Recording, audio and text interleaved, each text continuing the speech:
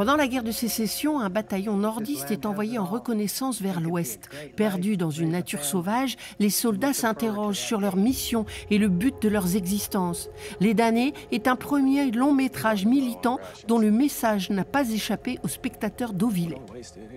Ils sont entre deux mondes. Ils voudraient tuer et ils veulent défendre leur territoire. Et c'est vraiment un beau film sur la guerre. Je pensais bien que ça allait être quelque chose d'un peu lent. Alors, ceci étant, c'est une vraie réflexion. C'est un beau film, très contemplatif, qui fait réfléchir et très intéressant.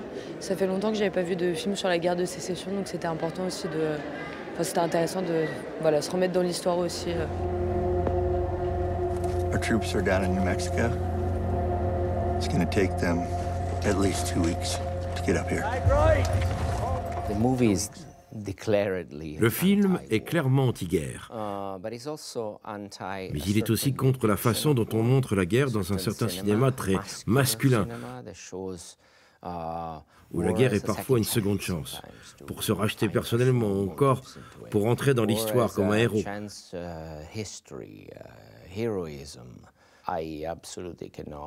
Je ne peux pas adhérer à cette idée que la guerre puisse être quelque chose de distrayant.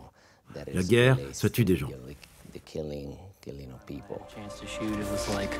Tourné en hiver dans le Montana, Les damnés de Roberto Minervini est un film contemplatif, philosophique sur la guerre, sorti en France, prévu le 12 février 2025.